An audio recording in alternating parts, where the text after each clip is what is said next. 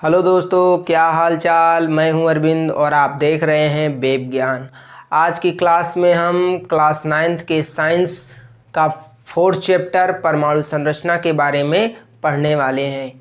जो आपको ये वीडियो में दृश्य दिखाई दे रहा है, यही है परमाणु। और इस परमाणु के बारे में जो है आज की वीडियो में हम देखने वाले हैं। तो वीडियो को स्टार्ट करते हैं। तो हमने इसके पिछले अध्याय में जो है पदार्थ के बारे में पढ़ा। तो पदार्थ क्या होता है? तो पदार्थ वे सभी वस्तुएं जो स्थान घेरती हों और जिनमें कुछ द्रव्यमान होता हो, वे सब क्या कहलाती हैं? पदार्थ कहलाती हैं। अब इस पदार्थ को हम छोटे छोटे टुकड़ों में तोड़ेंगे। छोटे छोटे टुकड़ों में तोड़ेंगे तो हमें एक सूक्ष्मतम और अविभाज्य कण प्राप्त होगा। एक सूक्ष्मतम और अविभाज्य कण प्राप्त होगा। जब हम इस पदार्थ को तोड़ेंगे तो हमें जो है सूक्ष्मतम एवं अविभाज्य कण प्राप्त होगा। अविभाज्य कण प्राप्त होगा, जिसे डाल्टन ने परमाणु का नाम दिया। परमाणु को इंग्लिश में जो है एटम कहेंगे। और एटम शब्द जो है वो एक ग्रीक भाषा का शब्द है जो कि एटोमियो से लिया गया है। एटोमियो का हिंदी में अर्थ होता है अविभाज्य, जिसे हम विभाजित ना कर सके, जिसे हम खंडित ना कर सकें। वे सब क्या है? एटम है। तो एटम क्या है? एक सूक्ष्मतम अविभाज्य कण है। किसके हिसाब से? डाल्टन के हिसाब से। डाल्टन ने कहा कि पदार्थ को तोड़ेंगे तो हमें एक सूक्ष्मतम और अविभाज्य कण मिलेगा, जिसे इन्होंने परमाणु का नाम दिया। जब डाल्टन ने ये कहा तब लगभग 1 दशक तक यही चला कि परमाणु जो है अविभाज्य है, इसे हम तोड़ नहीं सकते हैं। ये जो कण है अविभाज्य, इसे हम तोड़ नहीं सकते और टुकड़ों में।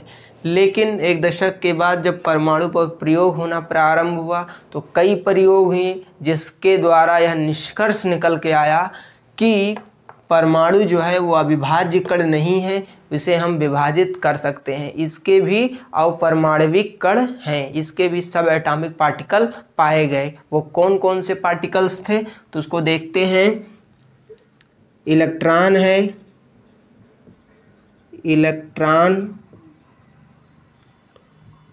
Proton, neutron. Electron, proton, neutron, ये जो है एटम के जो है सब एटॉमिक पार्टिकल्स हैं। जब तोड़ा गया तो हमें ये कण प्राप्त हुए। इलेक्ट्रॉन का रिप्रेजेंटेशन देख लेते हैं। तो इलेक्ट्रॉन का रिप्रेजेंटेशन E-, प्रोटॉन का P+ और न्यूट्रॉन का N0 है। ये जो है हम इसके प्रतीक को याद रखेंगे कि इलेक्ट्रॉन को इससे प्रदर्शित किया जाता है, प्रोटॉन को P+ से और न्यूट्रॉन को N0 से रिप्रेजेंट किया जाता है। अब हम इलेक्ट्रॉन, प्रोटॉन और न्यूट्रॉन के खोजकर्ता के बारे में जान लेते हैं। इन्होंने किसने क्या खोजा? तो हम देखेंगे इलेक्ट्रॉन के जो खोजकर्ता हैं वो J.J. थॉम्सन है। कौन है? J.J. थॉम्सन। प्रोटॉन के खोजकर्ता गोल्डस्टीन है। या कई किताबों में आपको मिलेगा रदरफोर्ड। तो फिलहाल ये दोनों जो है प्रोटॉन के खोजकर्ता हैं। इसमें होता क्या है, रदरफोर्ड ने प्रोटॉन की खोज की थी और नाम जो है गोल्डस्टीन ने दिया था। इस आधार पे इन दोनों का खोजकर्ता जो है प्रोटॉन के दोनों लिया जाता है। आपको लोअर क्लास में जो है आप लोगों को रदरफोर्ड पढ़ाया जाएगा, प्रोटॉन का खोजकर्ता, लेकिन जब आप कंपटीशन में जाएंगे तो आपको गोल्डस्टीन को प्रेफरेंस दिया जाता है। ये आप याद रखेंगे। अब हम न्यूट्रॉन के बारे में देख लेते हैं। न्यूट्रॉन के खोजकर्ता कौन थे? तो जेम्स चैडविक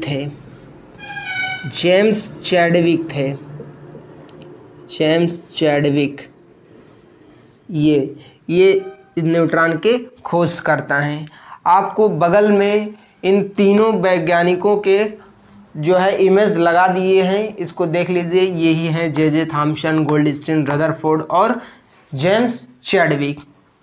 अब हम चलते हैं इन्होंने कब खोजा था, इसके सन के बारे में देख लेते हैं। तो इलेक्ट्रॉन की खोज हुआ था 1897 ईस्वी में, और प्रोटॉन की खोज 1919 में इन्होंने बताया, खोजा था। और जो है जेम्स चैडविक ने 1932 में इसे बताया था, खोजा था। अब हम एक छोटा सा ट्रिक देखेंगे ताकि इलेक्ट्रॉन, प्रोटॉन, न्यूट्रॉन के खोजकर्ता को याद रखने में हमें हेल्प मिल सके। वो ट्रिक क्या है उसे हम देखते हैं। यहाँ पर छोटा सा ट्रिक है, जैसे ईथ पर नाची, ईथ पर नाची, ईथ पर नाची, ईथ पर नाची।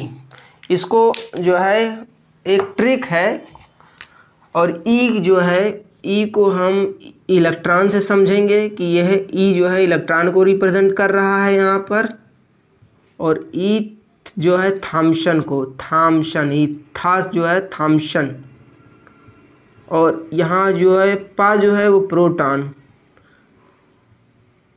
मतलब एक लाइन याद रखने से हमें तीन वैज्ञानिकों का तीन चीज़ याद रखने में सहायता मिलेगा। और आर रा से जो है रदरफोर्ड, रदरफोर्ड, गोल्डस्टीन जो है इसके साथ ही नाम में याद रखिएगा। ना से जो है न्यूट्रॉन, और चा से चैडविक। तो ईथ पर नाची इलेक्ट्रॉन के खोजकर्ता थॉम्सन, प्रोटॉन के खोजकर्ता जो हैं रदरफोर्ड, और न्यूट्रॉन के खोजकर्ता जेम्स चैडविक हैं। तो इस तरीके से हम इस ट्रिक की सहायता से जो है इनके इलेक्ट्रॉन, प्रोटॉन, न्यूट्रॉन के खोजकर्ता को याद रखने में हमें जो है थोड़ा सा जो है हेल्प मिलेगा। फिलहाल डायरेक्ट याद भी रख सकते हैं, लेकिन ये इस तरीके से याद रखेंगे तो आसान पड़ेगा।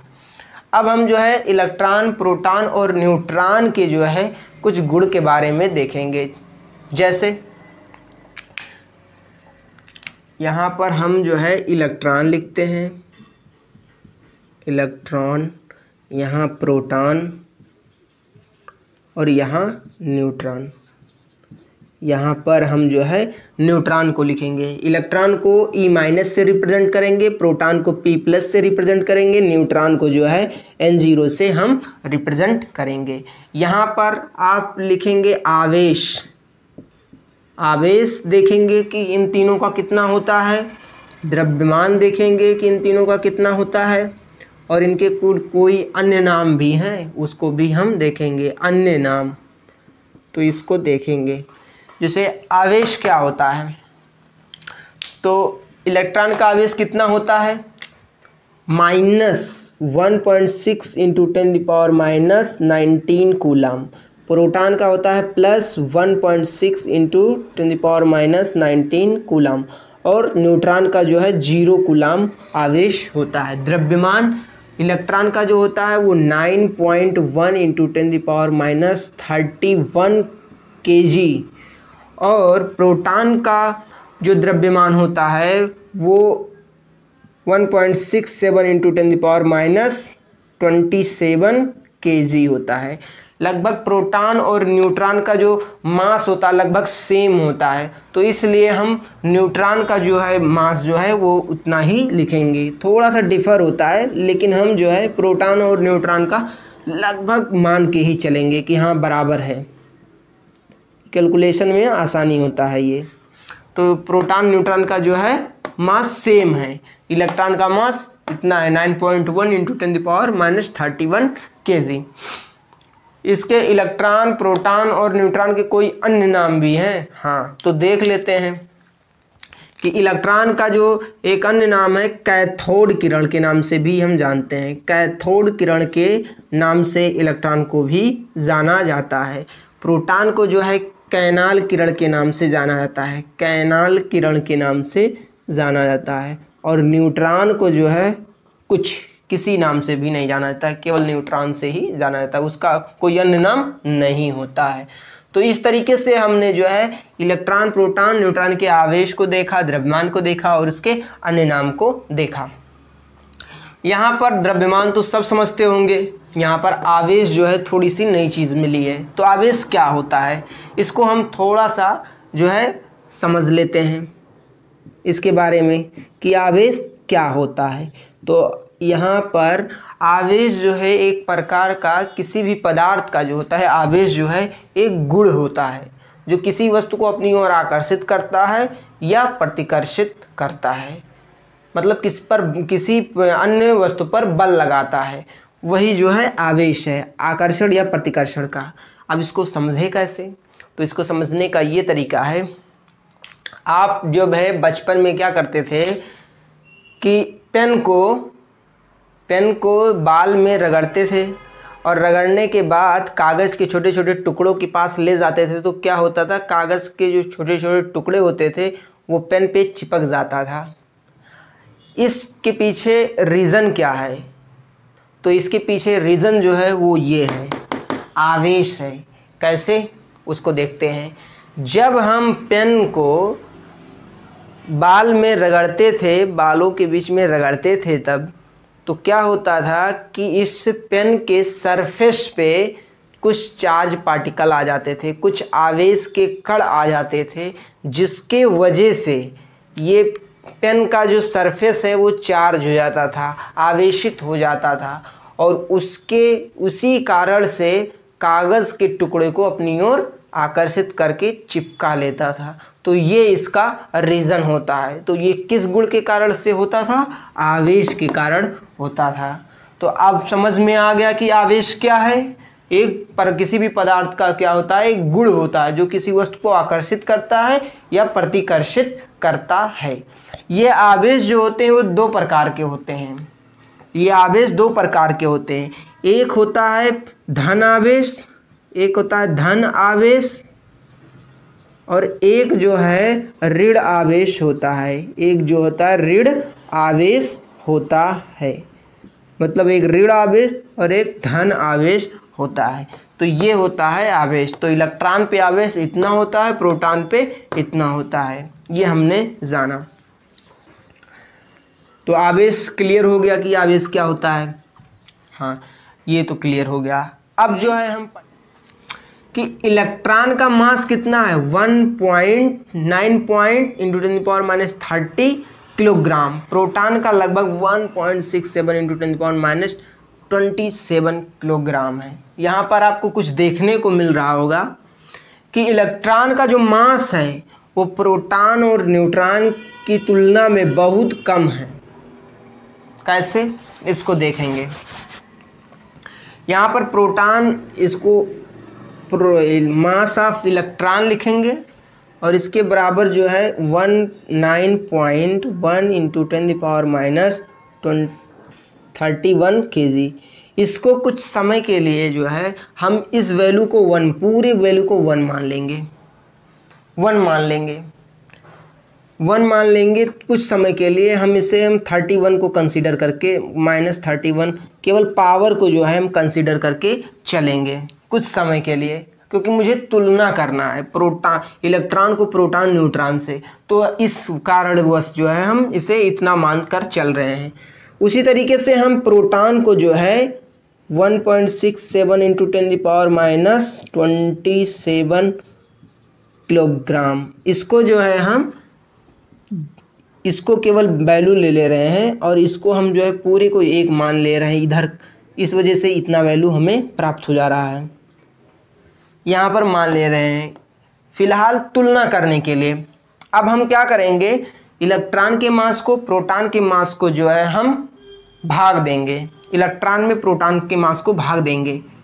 इलेक्ट्रॉन, मास ऑफ इलेक्ट्रॉन बटे मास ऑफ प्रोटॉन, तो 31 kg 10⁻27 किलोग्राम ये हुआ।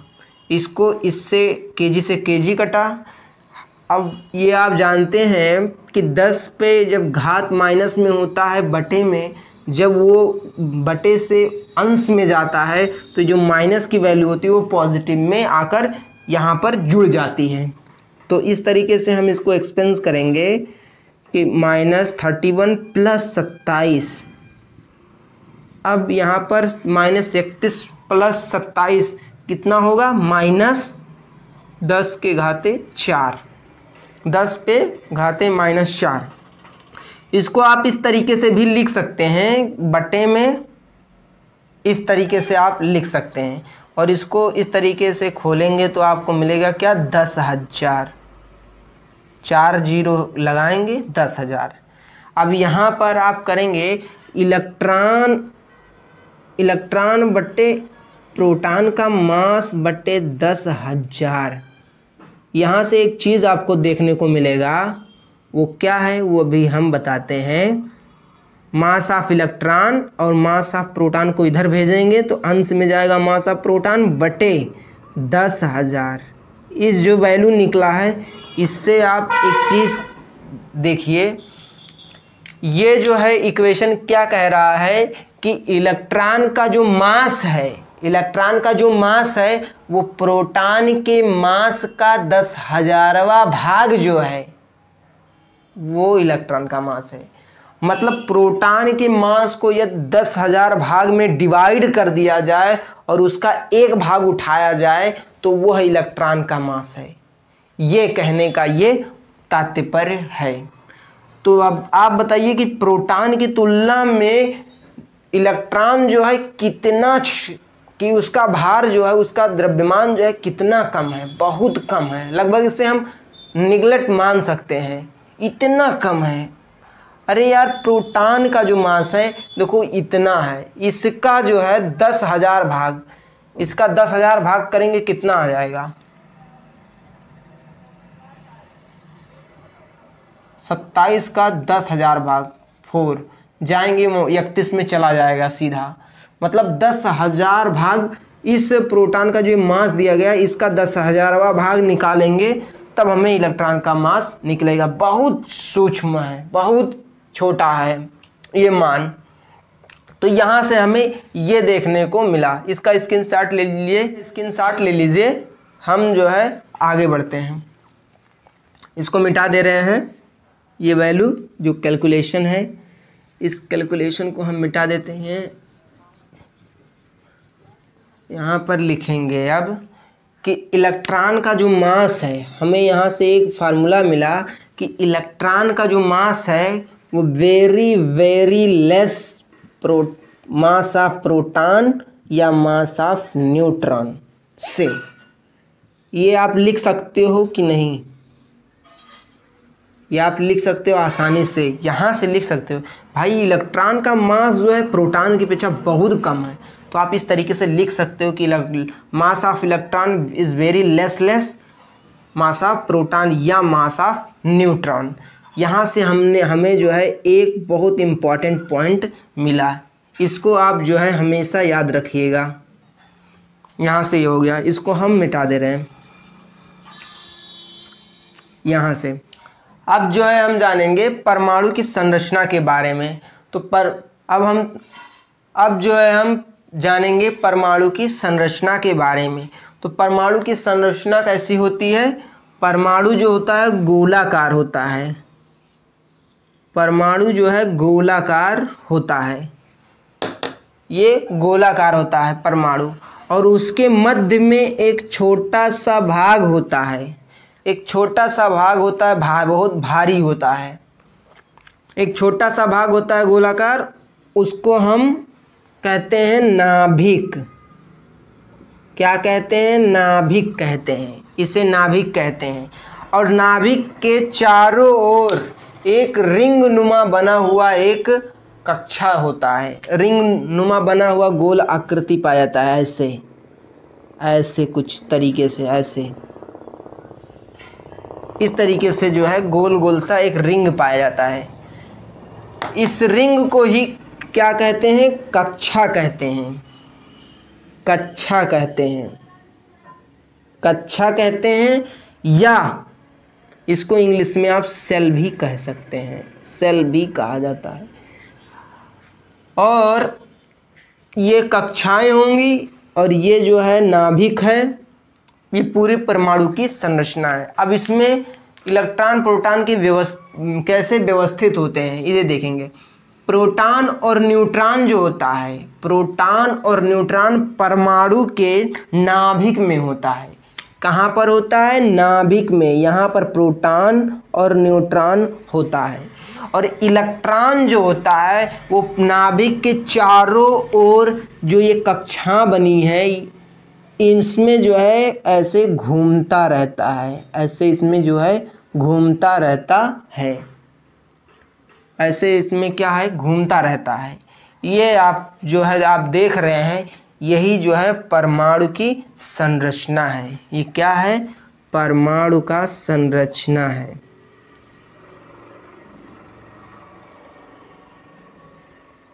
संरचना है। यहाँ पर हमने ये जाना कि परमाणु कुछ इस तरीके से जो है दिखता है, उसकी स्ट्रक्चर कुछ इस तरीके से होती है। यहाँ पर ये परमाणु की जो कक्षाएं दी गई हैं, क्या ये कक्षाओं में जो ये इलेक्ट्रॉन है, जो हमने इलेक्ट्रॉन दिखाया है, क्या ये इलेक्ट्रॉन हर एक कक्षा में फिक्स होती हैं? अगर फिक्स होती हैं तो कितना होती हैं, ये हमें जानना है। दूसरा, ये नाभिक और हर एक कक्षा के बीच की जो दूरी होती है वो भी क्या फिक्स होती है? इसके बारे में हमें जो है जवाब ढूंढना है। और ये परमाणु का हर एक कक्षा का कुछ नाम होगा, इसके बारे में हम जो है जानेंगे। तो इसका स्क्रीनशॉट ले लीजिए और अब हम इसको देखते हैं।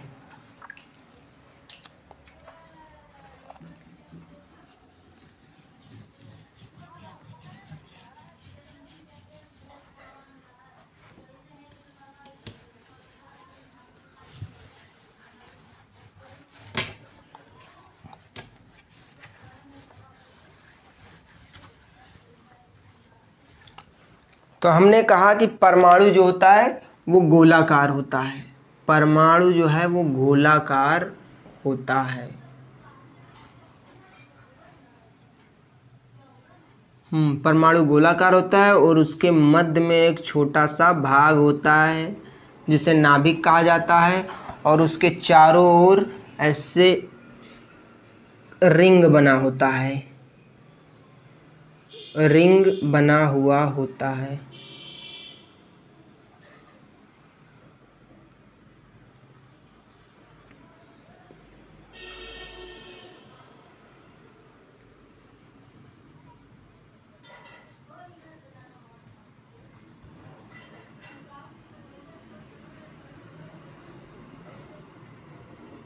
ऐसे रिंग नुमा बना होता है।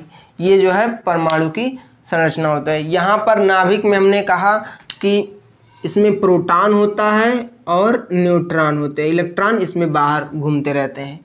अब देखिए इनको क्या कहते हैं? अभी हमने बताया कि इसे जो है कक्षा कहते हैं। ये जो रिंग देख रहे हैं ये क्या है?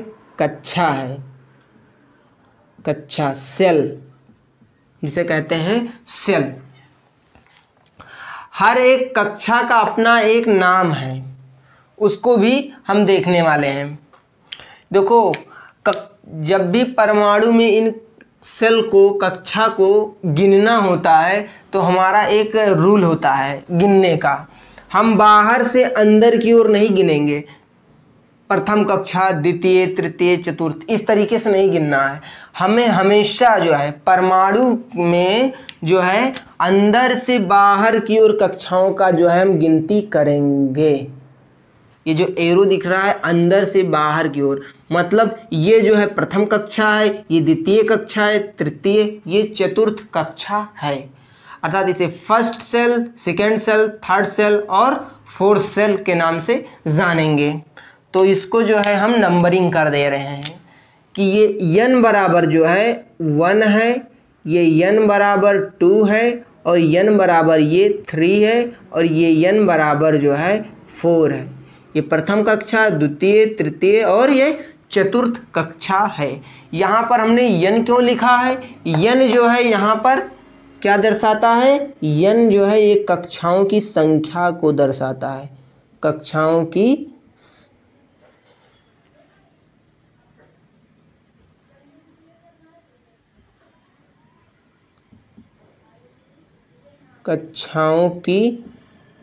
संख्या को दर्शाता है, संख्या है, कक्षाओं की ये संख्या है।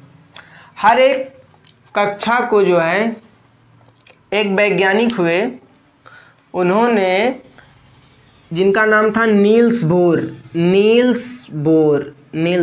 इन्होंने अपना एक परमाणु मॉडल दिया है। तो उसी आधार पे हम बता रहे हैं। इन्होंने कहा कि हर एक कक्षा का अपना एक नाम होता है। जैसे इसको हम जो है मिटा दे रहे हैं। हर एक कक्षा को जो है, जैसे N1 को इन्होंने K का नाम दिया, N2 को जो है इन्होंने L का नाम दिया, N3 को इन्होंने M का नाम दिया और N4 को इन्होंने N का नाम दिया, कैपिटल N का नाम दिया। अर्थात नील बोर ने इसे KLMN का नाम दिया। इससे कोई फर्क नहीं पड़ता है, लेकिन आप जो है इन्होंने जब नील बोर ने जब रूल बनाया है तो इस रूल को हम लेकर चलेंगे कि प्रथम कक्षा को इन्होंने K कहा, दूसरे को L कहा, तीसरे को M कहा और चौथे को N का नाम दिया। इसे हम जो है नोट कर लेंगे, यहाँ पर लिख लेते हैं। इसे K कहते हैं, इसे L, इसे M और इसे N का नाम इन्होंने दिया। हर एक कक्षा में, अब हमने ये जान लिया, अब हर एक कक्षा में इलेक्ट्रॉन कितने होते हैं इसका आंसर हम ढूंढेंगे। तो नील्स बोर ने ही बताया कि हर एक कक्षा में, परमाणु का कोई भी कक्षा हो, उसमें मैक्सिमम कितने इलेक्ट्रॉन रह सकते हैं, अधिकतम कितने इलेक्ट्रॉन रह सकते हैं। तो उन्होंने कहा कि 2n² इलेक्ट्रॉन हर एक सेल में जो है परमाणु के अंदर रह सकते हैं। मैक्सिमम कितने इलेक्ट्रॉन? उन्होंने कहा कि एनी सेल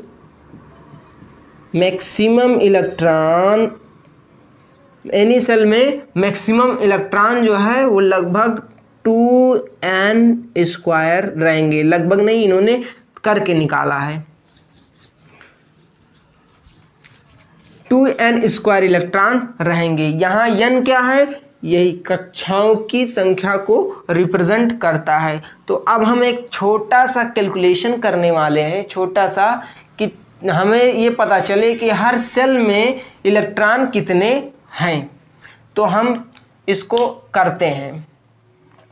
जैसे N1 में देखेंगे कि N1 बराबर 1, इसमें जो है प्रथम कक्षा को इन्होंने K कहा और K में मैक्सिमम कितने इलेक्ट्रॉन होते हैं इसको हम देखेंगे। तो 2n² हो सकते हैं किसी भी कक्षा में। n के स्थान पे हम 1 रखेंगे, 1 का स्क्वायर करेंगे और 1 का स्क्वायर 1 ही होता है और 1 में 2 से गुणा करेंगे तो हमें मिलेगा 2। मतलब K में जो है मैक्सिमम कितने इलेक्ट्रॉन रह सकते हैं? 2 इलेक्ट्रॉन रह सकते हैं। उस तरीके से हम दूसरे को देखेंगे तो N2 को हम देखेंगे, n बराबर 2 को देखेंगे। L, जिसे L कक्षा कहा गया, इसमें जो कितने इलेक्ट्रॉन रह सकते हैं? 2 n का नाम मान रखेंगे हम, n का वैल्यू रखेंगे 2²। तो क्या मिलेगा? 2 गुणे इसका स्क्वायर करेंगे 4 आएगा, बराबर हमें 8 मिलेगा। अर्थात L में जो है मैक्सिमम 8 इलेक्ट्रॉन रह सकते हैं। इसी तरीके से हम N बराबर 3 को देखेंगे तो ये क्या है? M कक्षा है। तो इसमें देखेंगे कि 2 गुणे 3 का स्क्वायर गुणे 2 गुणे 3 का स्क्वायर करेंगे 9 आएगा और 9 में 2 से गुणा करेंगे 18 आएगा। अर्थात M में मैक्सिमम 18 इलेक्ट्रॉन रह सकते हैं। N को देखेंगे तो N बराबर 4 और ये N है, कैपिटल N। इस सेल में कितने इलेक्ट्रॉन रह सकते हैं? तो देखेंगे 2 का स्क्वायर 3 के, अब 4 का वैल्यू यहाँ पर रखेंगे तो 4 का स्क्वायर करेंगे और 4 का स्क्वायर हमें जो है 16 प्राप्त होता है। 16 को 2 से मल्टीप्लाई करेंगे तो हमें 32 मिलेगा, अर्थात n में मैक्सिमम जो है 32 इलेक्ट्रॉन रह सकते हैं। तो हमें ये मालूम हो गया कि हर परमाणु में जो जितनी भी कक्षाएं बनी हैं, इन कक्षाओं में मैक्सिमम कितने इलेक्ट्रॉन रह सकते हैं, तो 2, 8, 18, 32 इस तरीके से जो है अरेंज में रह सकते हैं। ये किसने बताया? नील्स बोर ने बताया। नील बोर ने इसे जो है बताया। ये हमने यहाँ पर देखा। अब यहाँ पर थोड़ा टॉपिक को चेंज करते हैं। यहाँ पर परमाणु के बारे में 2 इन्फॉर्मेशन और ले लेते हैं। क्या इन्फॉर्मेशन? कि यदि हम कहें यहाँ से, तो हमने ये बता दिया। अब एक इन्फॉर्मेशन क्या है हम जो देना चाह रहे हैं आपको, वो ये है कि हमने बताया था इससे पहले में कि इलेक्ट्रॉन का जो मास होता है वो प्रोटॉन के तुलना में और न्यूट्रॉन की तुलना में बहुत कम होता है, बहुत कम होता है, ये हमने बताया था। तो यहाँ पर हम बहुत कम होने का मतलब क्या है कि प्रोटॉन न्यूट्रॉन की तुलना में हम इसके इलेक्ट्रॉन के मास को जो है हम नेग्लिजिबल मान सकते हैं, नेग्लिजिबल माना जा सकता है, इसे जो है हम नेग्लिजिबल मान सकते हैं। तो यहाँ पर जितने भी इलेक्ट्रॉन घूम रहे होंगे, इतने इलेक्ट्रॉन जिसमें घूम रहे होंगे, उनके मास को हम जब नेग्लिजिबल मान लिए तो इस बाहर की मास का कोई तो वैल्यू नहीं रह गया। अब हम अगर पूछें कि ये पूरी परमाणु का मास कहाँ पर है, तो आप कहाँ पर बताओगे? क्योंकि हमने मान लिया कि इलेक्ट्रॉन का मास जो है प्रोटॉन और न्यूट्रॉन की तुलना में बहुत कम, मतलब वाकई बहुत कम है, तो इसे हमने नगण्य मान लिया। तो पूरा जो है मास किस पे डिपेंड हो जा रहा है परमाणु का? उसके नाभिक पर, उसके नाभिक पर डिपेंड हो जा रहा है। तो नाभिक में कौन कौन क्या नाम है, पार्टिकल्स उपस्थित हैं? प्रोटॉन और न्यूट्रॉन। तो प्रोटॉन और न्यूट्रॉन का जो मास है, उनको यदि टोटल प्रोटॉन का मास और टोटल न्यूट्रॉन का मास, इन दोनों मास को अगर ऐड कर दें तो हमें जो है पूरे नाभिक का मास निकल जाएगा। और यदि पूरे नाभिक का मास निकल जाएगा तो हम पूरे परमाणु का मास बता सकते हैं। क्योंकि इलेक्ट्रॉन का मास हमने पहले से क्या मान रखा है कि ये नेग्लिजिबल है, इसे हम काउंट नहीं करेंगे, क्योंकि इसका मास बहुत कम है, इसे हम काउंटेबल है ही नहीं। तो इससे जो है हम इस पर डिपेंड हो गए। तो इससे क्या निष्कर्ष निकलता है हमारा? इससे निष्कर्ष यह निकलता है कि परमाणु का संपूर्ण द्रव्यमान जो होता है, संपूर्ण द्रव्यमान, टोटल मास, उसके नाभिक में संकेंद्रित होता है, कंसंट्रेटेड होता है। यानी परमाणु का संपूर्ण द्रव्यमान उसके नाभिक में केंद्रित होता है, संकेंद्रित होता है या कंसंट्रेटेड होता है। हमने एक पॉइंट ये जाना।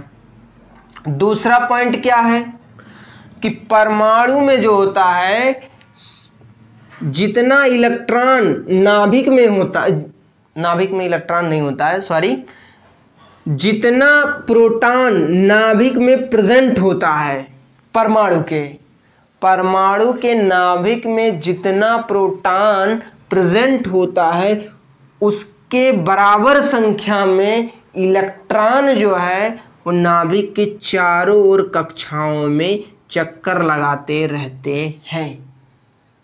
ये हम जो है फैक्ट है परमाणु के बारे में। अर्थात परमाणु में प्रोटॉनों की संख्या और इलेक्ट्रॉनों की संख्या क्या होती है? बराबर होती है। तो इस तरीके से आप ये कह सकते हो कि यदि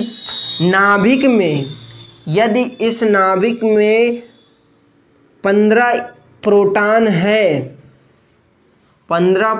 है, तो नाभिक के बाहर जो कक्षाएं बनी हैं, इसमें इलेक्ट्रॉन कितने घूम रहे होंगे? तो आप बेझिझक बता सकते हो कि 15 इलेक्ट्रॉन घूम रहे होंगे। इस चीज़ से हमें हमें निष्कर्ष निकल कर आया यहाँ पर आप देख रहे होंगे कि 15 प्रोटॉन है, 15 प्रोटॉन अर्थात 15 पॉजिटिव चार्ज हमारे पास है। यहाँ पर आप देख रहे हैं कि 15 जो है हमें पॉजिटिव चार्ज प्राप्त हुआ है, क्योंकि हर एक प्रोटॉन पे एक चार्ज होता है, पॉजिटिव चार्ज होता है। उसी तरीके से हमें 15 नेगेटिव चार्ज हमें मिले। जब हम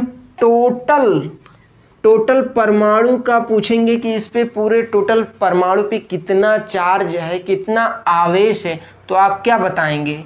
इसको हम टोटल लेंगे, जब हम लेंगे तो माइनस और प्लस से क्या हो जाएगा, कैंसिल हो जाएगा। हमें जो है टोटल चार्ज जो है 0 मिलेगा। तो इस तरीके से 0 जब मिलेगा तो इस तरीके से हम ये कह सकते हैं कि परमाणु जो है वो विद्युत रूप से क्या होता है, उदासीन होता है। विद्युत उदासीन होता है ये परमाणु। तो हमें यहाँ से 2 फैक्ट जो है परमाणु के बारे में निकल कर आया, जो इसे हम लिख लेते हैं। क्या है कि परमाणु जो है, पहला फैक्ट निकल के आया था कि परमाणु का संपूर्ण द्रव्यमान, परमाणु का संपूर्ण टोटल मास जो है, संपूर्ण द्रव्यमान परमाणु के नाभिक में, परमाणु के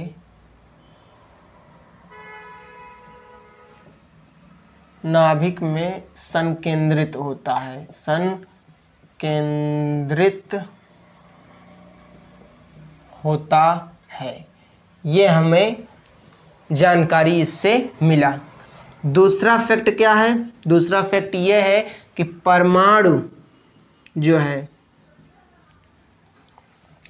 परमाणु विद्युत रूप से उदासीन होता है, उदासीन होता है। तो हमने ये फैक्ट जो है इस परमाणु से सीखा। अब जो है हम परमाणु से संबंधित कुछ 2 चीज़ों के बारे में सीखने वाले हैं, द्रव्यमान संख्या और परमाणु क्रमांक के बारे में। ये क्या होता है इसे भी हम यहाँ पर जान लेते हैं। किसी तत्व का परमाणु क्रमांक क्या है और द्रव्यमान संख्या क्या है, तो इसको हम लिखेंगे परमाणु क्रमांक। तो परमाणु क्रमांक क्या है, इसे हम Z से रिप्रेजेंट करते हैं। परमाणु क्रमांक क्या होता है, तो इसका डिफिनीशन ये है कि परमाणु के नाभिक में उपस्थित टोटल जो है प्रोटॉन है, प्रोटॉनों की जो संख्या है, टोटल प्रोटॉनों की जो संख्या है, वही परमाणु क्रमांक है। कैसे, इसको देखते हैं कि Z बराबर क्या कह रहा है डिफिनेशन, कि परमाणु के नाभिक में उपस्थित कुल प्रोटॉनों की संख्या, नंबर ऑफ प्रोटॉन की जो संख्या है उसे जो है हम परमाणु क्रमांक कहते हैं, उसे परमाणु क्रमांक कहा जाता है। यदि प्रोटॉन की, यदि किसी परमाणु के नाभिक में 10 प्रोटॉन है तो आप बताएंगे कि उसका परमाणु क्रमांक कितना है, 10 है। और 10 किसका होता है, नियान का होता है। तो इस तरीके से हम किसी भी तत्व के बारे में जो है बता सकते हैं आसानी से। ये हमने परमाणु क्रमांक के बारे में जाना। यहाँ पर एक फैक्ट और है इसमें कि जब परमाणु उदासीन होता है, उदासीन परमाणु के लिए जब विद्युत रूप से, जब परमाणु उदासीन होता है, उदासीन होता है तो ये फार्मूला आप लगाएंगे। उदासीन जब होता है, जब परमाणु उदासीन होता है तो परमाणु में नंबर ऑफ प्रोटॉनों की संख्या और नंबर ऑफ इलेक्ट्रॉनों की जो संख्या होती है वो सेम होती है। तब उस कंडीशन में परमाणु क्रमांक क्या होगा, Z बराबर नंबर ऑफ प्रोटॉनों की संख्या बराबर नंबर ऑफ इलेक्ट्रॉनों की संख्या, ये जो है बराबर होगी। आपको ये फार्मूला मिलेगा। लेकिन जब परमाणु पर कोई चार्ज हो, जब परमाणु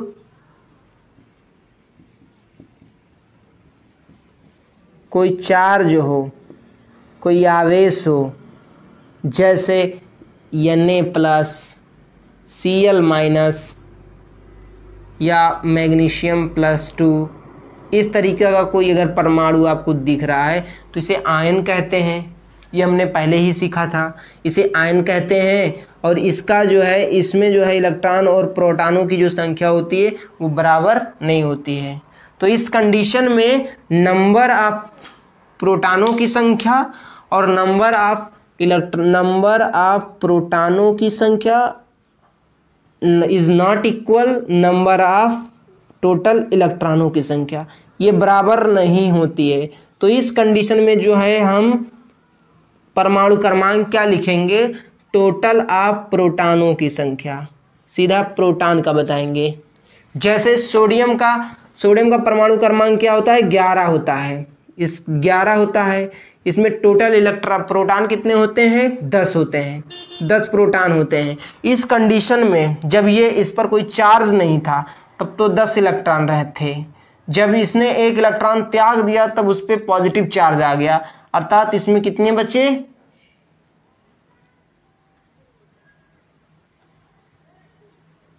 जब इसने एक इलेक्ट्रॉन त्याग दिया, इसको देखते हैं, जो ये सोडियम है, सोडियम प्लस Mg+2, जब सोडियम पर कोई चार्ज नहीं था तो इसका परमाणु क्रमांक कितना है, सोडियम का 11 है। और इसमें टोटल प्रोटॉनों की संख्या जो है 11 है और इलेक्ट्रॉनों की संख्या 11 है। 11 है, इलेक्ट्रॉनों की संख्या जो है 11 है। अब ये बताइए, जब ये एक इलेक्ट्रॉन त्याग देता है तो इस पे एक चार्ज आ जाता है, तो यहाँ पर जो 1 है, 11 लिखा है, वो यहाँ पर 10 इलेक्ट्रॉन बचते हैं। तो क्या यहाँ पर प्रोटॉनों की संख्या या इलेक्ट्रॉनों की संख्या बराबर है, नहीं, क्योंकि यहाँ पर एक इलेक्ट्रॉन इसमें जो है निकल गया है, घट गया है। तो वही ये बता रहा है। तो आप परमाणु क्रमांक किससे डिफाइन कर सकते हैं, जो जिससे मिल रहा है प्रोटॉन से, तो हमने प्रोटॉन से दिखा दिया। तो ये होता है इसका परमाणु क्रमांक। इसका स्क्रीनशॉट ले लीजिए, हम द्रव्यमान संख्या के बारे में पढ़ेंगे।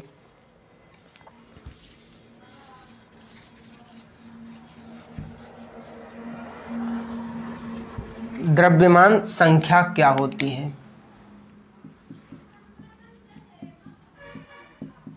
द्रव्यमान संख्या,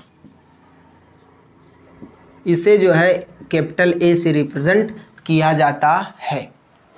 द्रव्यमान संख्या क्या होती है, आप ये जान लीजिए द्रव्यमान क्या होता है और द्रव्यमान संख्या में क्या अंतर है, कंफ्यूज ना होइएगा। द्रव्यमान का, कोई भी चीज़ का जो द्रव्यमान होता है उसका अपना एक यूनिट होता है, किलोग्राम, ग्राम, अपना एक यूनिट होता है। लेकिन द्रव्यमान संख्या का कोई यूनिट नहीं होता, ये यूनिट लेस होता है। तो ये द्रव्यमान की संख्या को रिप्रेजेंट करता है, ये यूनिट इसका नहीं होता है, इसका यूनिट होता है। तो द्रव्यमान संख्या और द्रव्यमान में ये अंतर होता है। नहीं आप द्रव्यमान संख्या को ही द्रव्यमान समझने लगें, ये जो है सेम नहीं होते हैं। ये परमाणु के लिए ये जो है टर्म दिया गया है, टर्म। तो द्रव्यमान संख्या क्या होता है, फिलहाल जो है हम द्रव्यमान संख्या को, अभी संख्या को हटाकर केवल द्रव्यमान को याद रखते हैं। यदि आपसे हम पूछें कि परमाणु का द्रव्यमान क्या है, तो आप बताएंगे कि उसका जो परमाणु का जो टोटल नाभिक का मास होता है वही उसका जो है द्रव्यमान होता है। तो टोटल नाभिक में जो है हम प्रोटॉनों का मास ले लेंगे पूरा और पूरा न्यूट्रॉनों का मास ले लेंगे, दोनों को ऐड कर देंगे तो हमें पूरा परमाणु का मास निकल आएगा। ये हमने बताया था। लेकिन हमें क्या चाहिए, द्रव्यमान संख्या चाहिए, अर्थात यहाँ पर हमें प्रोटॉन का द्रव्यमान नहीं काउंट करना है, हमें यहाँ पर प्रोटॉनों की संख्या को काउंट करेंगे और न्यूट्रॉनों की संख्या को काउंट करेंगे, और इन दोनों संख्याओं को हम ऐड करके जो हमें वैल्यू प्राप्त होगा वही हमारी जो है द्रव्यमान संख्या है। तो द्रव्यमान संख्या से हमें यह निष्कर्ष निकल के आया। अब यह द्रव्यमान संख्या बराबर कैसे लिखेंगे, A बराबर नाभिक में उपस्थित टोटल प्रोटॉनों की संख्या प्लस नाभिक में उपस्थित टोटल न्यूट्रॉनों की संख्या, ये जो है द्रव्यमान संख्या है। तो हमने जो है द्रव्यमान संख्या को सीख लिया कि नाभिक में उपस्थित कुल प्रोटॉनों की संख्या और कुल न्यूट्रॉनों की संख्या का योग जो होता है वो द्रव्यमान संख्या कहलाती है। ये हमने सीखा। यदि आपसे पूछे द्रव्यमान संख्या दे दिया जाए और प्रोटॉन की संख्या दे दी जाए तो आप न्यूट्रॉन की संख्या आसानी से निकाल सकते हैं। ये दो वैल्यू दिया जाए तो ये वैल्यू आप निकाल सकते हैं। यहाँ पर ऐसे लिखेंगे n बराबर 0 और यहाँ इसको इस साइड भेजेंगे तो आप मिलेगा कितना, NP प्लस। तो इस तरीके से जो है आप निकाल सकते हैं। यदि आप कोई उदासीन परमाणु है, कोई तत्व या उदासीन परमाणु है, तो आपसे अगर नंबर ऑफ इलेक्ट्रॉनों को दे दिया जाए, इलेक्ट्रॉन दे दिया जाए और आपसे परमाणु क्रमांक पूछे या न्यूट्रॉन पूछे तो आप क्या बताएंगे, न्यूट्रॉनों की संख्या पूछे तो क्या बताएंगे। तो यहाँ पर जब नंबर ऑफ इलेक्ट्रॉन और नंबर ऑफ प्रोटॉन जब बराबर होते हैं किसी परमाणु में तो आप इलेक्ट्रॉन की मदद से न्यूट्रॉनों की संख्या आसानी से जो है निकाल सकते हैं। यहाँ प्रोटॉन है, यहाँ पर नंबर ऑफ इलेक्ट्रॉन रख सकते हैं। तो इस तरीके से जो है हम न्यूट्रॉन को निकाल सकते हैं। तो हमने सीखा द्रव्यमान संख्या और परमाणु क्रमांक क्या होता है, इसका स्क्रीनशॉट ले लीजिए। अब जो है हम पढ़ेंगे कि परमाणु में, अब देखो अभी हमने 4 फैक्ट ये पढ़ा है। अब थोड़ा बैक उधर ही आते हैं, जब बात कर रहे थे, जो क्या बात कर रहे थे कि हर एक सेल में कितने इलेक्ट्रॉन होते हैं। यही बात चल रही थी कि हर एक सेल में मैक्सिमम जो है 2, 8, 18, 32 इलेक्ट्रॉन जो है परमाणु में रह सकते हैं। यस हुआ। अब हम हर एक तत्व को उठाएंगे और हर एक तत्व का जो है इलेक्ट्रॉन को इस सेल में भरना सीखेंगे। एक भर के भरना सीखेंगे और इसमें किस तरीके से स्ट्रक्चर बन रहा है हर एक तत्व का, उसको भी हम देखेंगे। तो आगे बढ़ते हैं।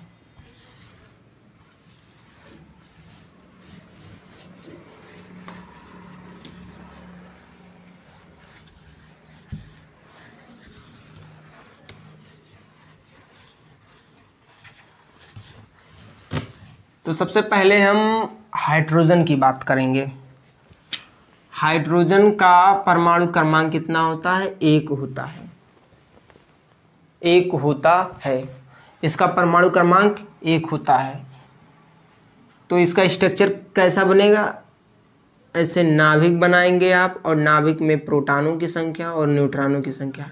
देखो यहाँ पर हम प्रोटॉन न्यूट्रॉन ऐसे P और N मान के चल रहे हैं, क्योंकि हमें केवल इलेक्ट्रॉन का इसमें वितरण हमें दिखाना है, प्रोटॉन और न्यूट्रॉन से इसमें कोई मतलब नहीं है।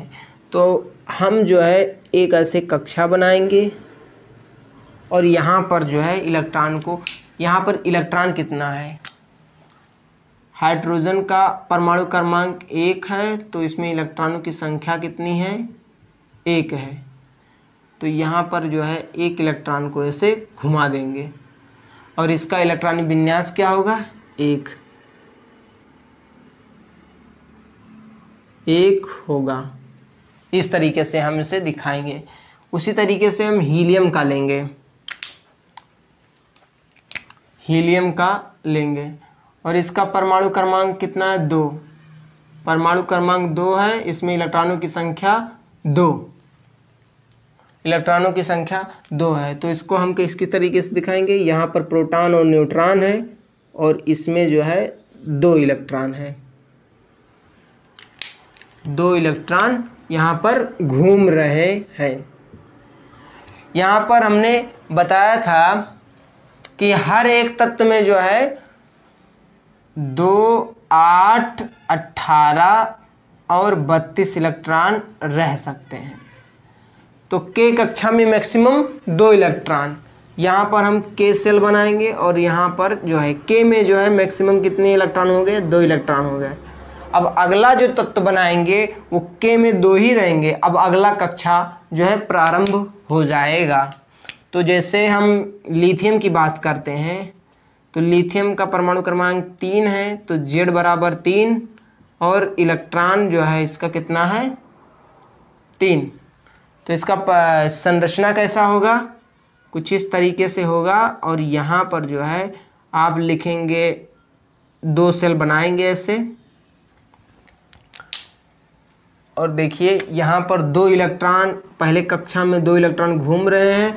अब अगला इलेक्ट्रॉन जो है, पहले 2 कक्षा तो हमारा पहला कक्षा जो है वो फुल हो चुका है, क्योंकि उसमें 2 इलेक्ट्रॉन रह सकते हैं मैक्सिमम। तो मैक्सिमम 2 इलेक्ट्रॉन रह सकते हैं, तो ये कक्षा फुल हो गया। अब अगले कक्षा में इलेक्ट्रॉन प्रवेश करेगा। तब अगले कक्षा में इलेक्ट्रॉन जब प्रवेश करेगा तो 1 इलेक्ट्रॉन है, तो इसमें जो है घूमना प्रारंभ होगा। इसका इलेक्ट्रॉनिक विन्यास इस तरीके से होगा, K2, L में 1। इस तरीके से जो है इसका इलेक्ट्रॉनिक विन्यास हम देखेंगे। अब हम जो है हीलियम के बोरान के, बेरिलियम के बारे में देखते हैं। Z बराबर 4 और इलेक्ट्रॉन जो है 4 है। इसका स्ट्रक्चर है जो है इस तरीके से होगा,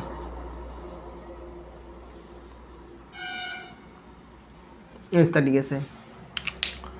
यहाँ पर न्यूट्रॉन प्रोटॉन है और यहाँ पर 2 इलेक्ट्रॉन घूम रहे हैं और इसमें 2 इलेक्ट्रॉन बचे तो इसमें घूम रहे हैं। इसका जो इलेक्ट्रॉनिक विन्यास K बराबर 2 और L बराबर भी 2, इस तरीके से जो हम बनाएंगे। तो ये जो है हर एक तत्व का जो संरचना है, इलेक्ट्रॉन किस तरीके से हर एक जो है परमाणु में व्यवस्थित होते हैं, और ये जो है इनका इलेक्ट्रॉनिक विन्यास है। K कोष में 2 इलेक्ट्रॉन, L में 2 इलेक्ट्रॉन है बेरिलियम के लिए। अब हम बोरान के लिए देखेंगे। बोरान 5, B5, इसका जो है परमाणु क्रमांक जो होता है 5 होता है, और द्रव्यमान संख्या से नहीं, इलेक्ट्रॉन, इसमें इलेक्ट्रॉन जो होते हैं 5 होते हैं। तो इसमें नाभिक में इलेक्ट्रॉन, प्रोटॉन और न्यूट्रॉन प्रेजेंट होंगे, और नाभिक के बाहर जो है कोष बना होगा, ऐसे कक्षा बनी होंगी। उसमें कितने इलेक्ट्रॉन रहते होंगे, इसमें पहले में 2, अब 2 में से 5 में 2 घटाएंगे तो कितना बचेगा, 3 इलेक्ट्रॉन। तो 3 इलेक्ट्रॉन जो है बाहरी कोष में जो है हम दिखा देंगे ऐसे। तो ये बन गया इसका स्ट्रक्चर बेरिलियम का। बोरान का, बेरिलियम का तो हम बना चुके हैं, बोरान का बना है। और इसका जो इलेक्ट्रॉनिक विन्यास होगा वो कुछ इस तरीके से होगा, K में 2 है और L में कितना है, 3 है। तो इस तरीके से हमने ये देखा। अब हम कार्बन के देखेंगे। कार्बन का 6 होता है, C6 होता है, तो इसका Z बराबर 6, इलेक्ट्रॉन जो है इसमें कितने हैं, 6 हैं। तो इसको देखेंगे NP पहला कक्षा, दूसरा कक्षा, और इसमें कितने इलेक्ट्रॉन हैं मैक्सिमम, 2, और इसमें 6 में से 2 निकालेंगे तो 4, तो 4 इसमें भर देंगे, इस तरीके से दिखा देंगे। और इसका इलेक्ट्रॉनिक विन्यास जो है वो 2, 4, ये जो है हमने देखा। इसी तरीके से जो है हम नाइट्रोजन का देखेंगे। नाइट्रोजन का 7 होता है और इसका इलेक्ट्रॉनिक विन्यास जो होता है 6 होता है। इसका जो परमाणु क्रमांक 6 है, इसमें इलेक्ट्रॉन जो है वो 6 है। तो इसका जो है इस तरीके से इसका स्ट्रक्चर होता है नाइट्रोजन में। इसमें पहले कक्षा में 2 इलेक्ट्रॉन और 7 में से 2 निकालेंगे तो कितना बचेगा 5। तो 5 इलेक्ट्रॉन को दूसरी कक्षा में जो है हम ऐसे दिखा देंगे, इसे घूमता रहेगा इसमें। इसका इलेक्ट्रॉनिक विन्यास जो है कुछ इस तरीके से है। देखिए ये नाइट्रोजन का हो गया हमारा। अब हम ऑक्सीजन का देख लेते हैं।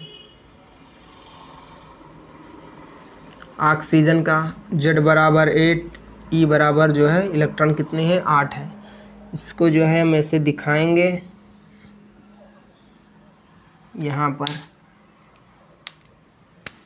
यहाँ पर 2 इलेक्ट्रॉन इधर घूम रहे हैं। यहाँ पर कितना 2, 8 में से 2 निकालेंगे तो 6, तो 6 2 3 4 5 6, ये 6 इलेक्ट्रॉन घूम रहे हैं। उस तरीके से अब हम जो है नियॉन को देखेंगे। फ्लोरीन, नियॉन नहीं फ्लोरीन उसके बाद आता है, फ्लोरीन आता है। Z बराबर 9 और इलेक्ट्रॉन कितना है 9। तो इसका जो है इलेक्ट्रॉनिक विन्यास क्या है बनेगा, ये नाभिक है और ये है और इस तरीके से। पहले में जो है 2 इलेक्ट्रॉन, ये तो कंफर्म है कि भर गया। 9 में से 2 निकाल देंगे तो 7 आएगा। तो 1 2 3 4 5 6 7 इलेक्ट्रॉन को दिखा दिए। अर्थात के एल में 2,7 हमने जो है इसे रिप्रेजेंट करके दिखाया। अब नियॉन की बारी आई। नियॉन 10 है, परमाणु क्रमांक जो है 10 है, इलेक्ट्रॉनों की संख्या 10 है, इसका नाभिक है और इस तरीके से जो है इसका दिखाएंगे। इसमें इलेक्ट्रॉन जो है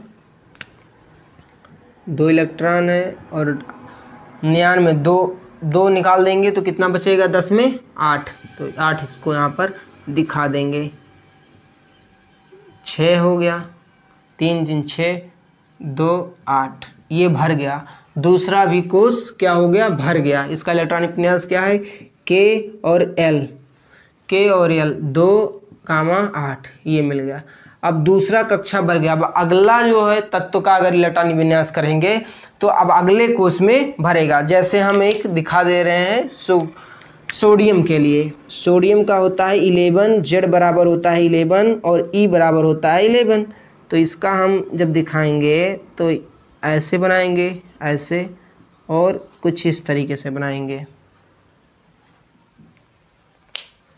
तो पहले कोष में कितने इलेक्ट्रॉन हैं 2 इलेक्ट्रॉन, तो 11 में से 2 गया, कितना हुआ 9 बचा। अब इसमें कितना इलेक्ट्रॉन 8 इलेक्ट्रॉन भरना चाहिए।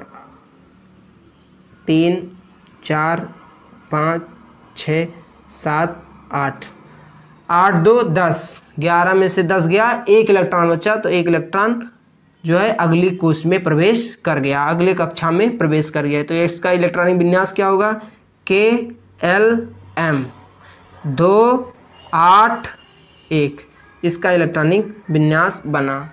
तो इस तरीके से जो है हमने परमाणु संरचना के बारे में देख लिया। इसका स्क्रीनशॉट ले लीजिए और आई होप आपको यह वीडियो जो है अच्छा लगा होगा। तो इसका स्क्रीनशॉट ले लीजिए और इससे यह पार्ट जो है यहीं तक आज हम रखेंगे। जो है परमाणु से संबंधित जितने भी पॉइंट्स थे वो हमने यहाँ पर सीख लिया। अब अगले क्लास में जो है अगले पार्ट में जो है हम इसका जो है जितने भी परमाणु मॉडल हैं उसके बारे में पढ़ेंगे। तो आई होप ये लेक्चर आप लोगों को बहुत ही ज़्यादा अच्छा लगा होगा और कुछ सीखने को मिला होगा। यदि यह सीखने को मिला होगा तो वीडियो को लाइक कीजिएगा, शेयर कीजिएगा और कमेंट तो ज़रूर कीजिएगा, ताकि हमें ये पता चले कि हम जो पढ़ा रहे हैं वो किस स्तर पे पढ़ा रहे हैं, आप लोगों को समझ में आ रहा है या नहीं समझ में आ रहा है। इसके लिए ज़रूर कमेंट कीजिएगा और चैनल को सब्सक्राइब कीजिएगा। तब तक